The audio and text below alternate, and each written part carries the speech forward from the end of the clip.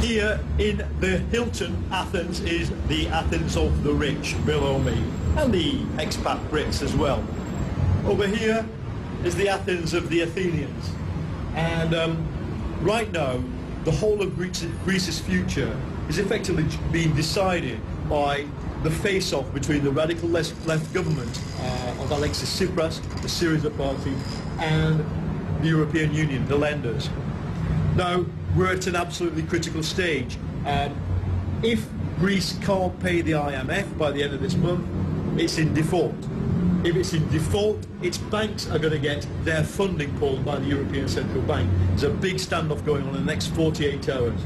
But the news today is really interesting because there's been this parliamentary committee meeting with experts to try and work out completely separately to the negotiations about whether Greece can pay its debts, whether or not those debts are legal.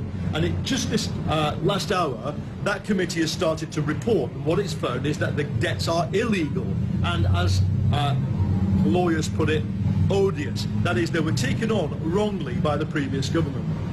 Now, that doesn't mean Greece is going to immediately not pay its debt, but it does mean if Syriza, the party running this country, gets its way, they will start a legal action to try and say we don't have to pay those debts back. This has short-term caused a massive bust-up behind the scenes with the governor of the central bank, Yanis Stounaras. Now, he's a conservative politician who just happened to be made governor of the central bank in the last days of the conservative government. Quite politicised. The appointment was seen, but he's appointed for 5 years. Now, because he's just put a report out saying Greece will crash out of the Eurozone if it defaults on the debt, the leading Syriza MP and Speaker of the Parliament, Zoe Konstantopoulou, who is a very forceful and big figure here in Greece, has basically thrown the report back at him in an unprecedented move for the European Union and said, we don't accept your report.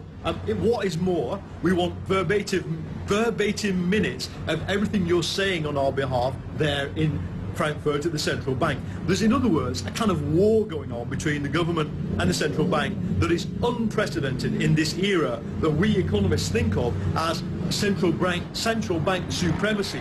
Almost nowhere in the world do you get outright clashes between central bankers and governments, certainly not in public. Welcome to Greece.